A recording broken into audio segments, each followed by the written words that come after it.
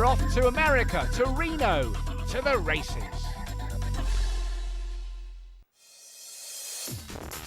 Every year, the city of Reno in Nevada plays host to one of the world's greatest aviation spectacles, the National Championship Air Races. Over 200,000 people come through the gates over the week of the show to see aircraft from biplanes to jets compete in these legendary pylon races.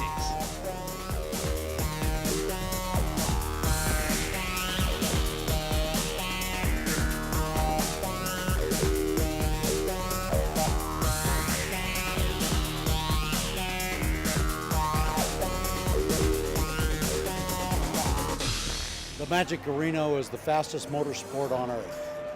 We have airplanes that are flying over 500 miles an hour, and there's nothing to match it.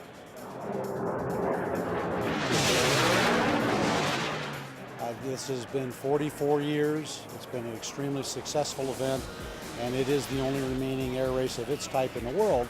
Thus, we bring people in from everywhere. Once a year we gather, and once a year we race, and once a year we fly fast, fly low, and turn left.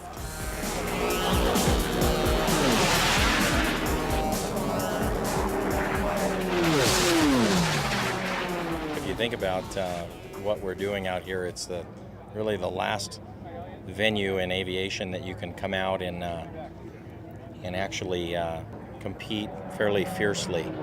It is formation flying out there, but I guarantee you the majority of us are not out here in a parade. It is racing. It's the closest thing to the golden age of racing that people in my generation missed. So this is the top. Fastest airplanes in the world, no question, right here.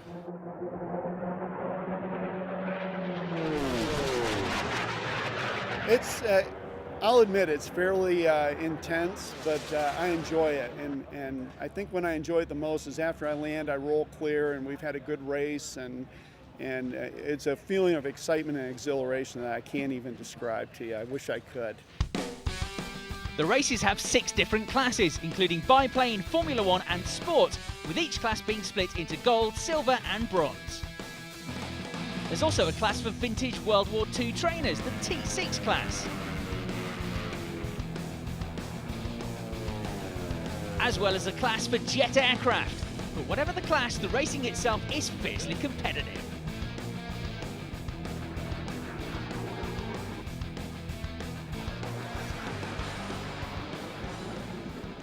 We are allowed to pass on the inside, although as long as you keep them inside until the pass is complete. And mainly the passing goes on the outside. So that becomes where it gets very interesting out here. First of all, I think you have to be conscious of people around you and give quarter when you need to, and be aggressive when the time is correct and it's safe. And being able to delineate that is sometimes hard. Some people can't do it. They just turn into get this racer mentality and they do silly things. And so I think being a good race pilot is knowing when you can push things and when not to. You pretty well have to be aware of what's going on, but most particularly what's going on right around you. You take a lot of information in that you hear on the radio, other calls to other pilots.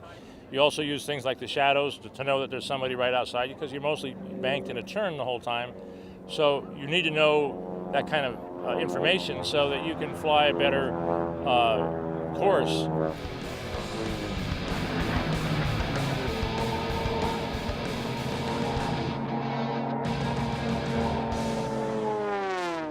The races aren't just full of vintage aircraft. This Nemesis NXT is a cutting-edge design that began life in a garage in California. Its pilot and designer is John Sharp. You know, the first thing you start with is a vision or something in your mind's eye to try to determine, you know, what you want to do. And so, you know, we knew that we wanted to go fast in the sport class, and so that was good. So then you start sitting down literally on bar napkins almost and sketching and coming along with what you want shape-wise. Then you start doing the aerodynamic tailoring and things like that.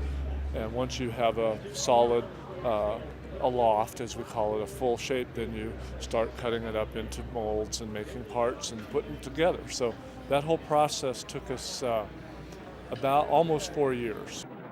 And at Reno, the aircraft became a record breaker.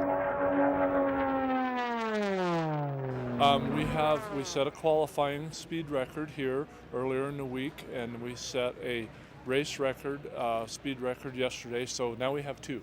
So that's good. And the road to Reno for the pilots and aircraft owners is a very long one.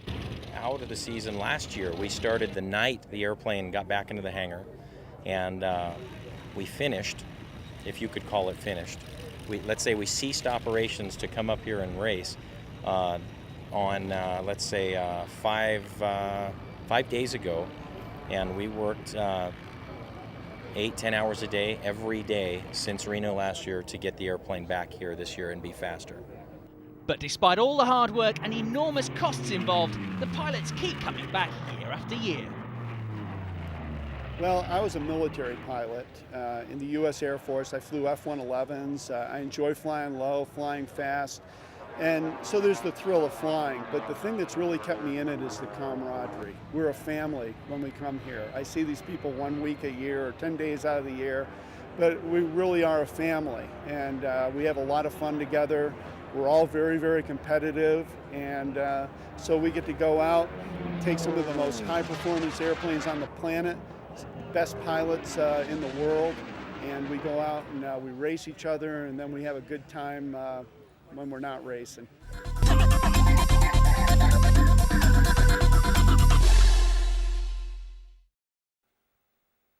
Welcome back to the Reno Air Races, where for many people the highlight of the championships is the unlimited class. Veteran World War II fighter aircraft with highly modified engines that fly the Reno course at speeds in excess of 500 miles an hour.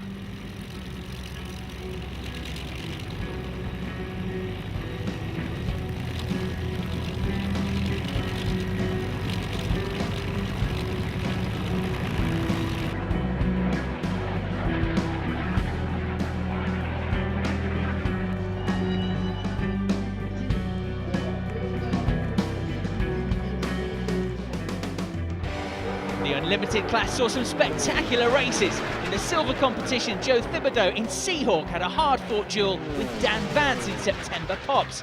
The race was finally won by Thibodeau. Certainly the man out front has the edge. The course is his, and he dictates the line that's going to be flown. Dan is extremely competent. He's been out here many years and flew a very tight line, and kept me from the best line. Once I got out in front, it's real nice when you're in clean air and when you're out front. You don't have to. You can pick where you want to go. So. Thibodeau's victory was witnessed by his son JP, who also races at Reno in the biplane class.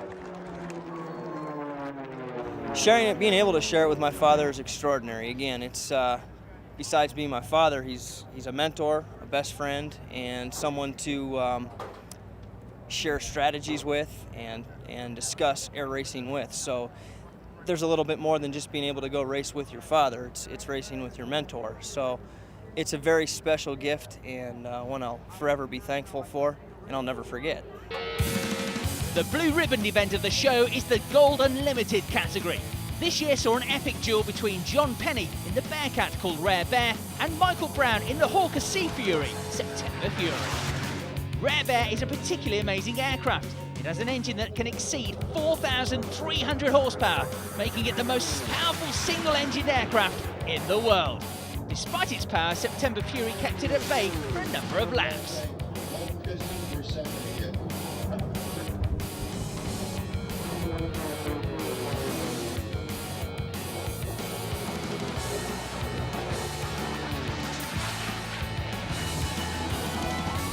But John Penny eventually passed Brown to the delight of the crowd and went on to win the title, the trophy and the coveted yellow jacket.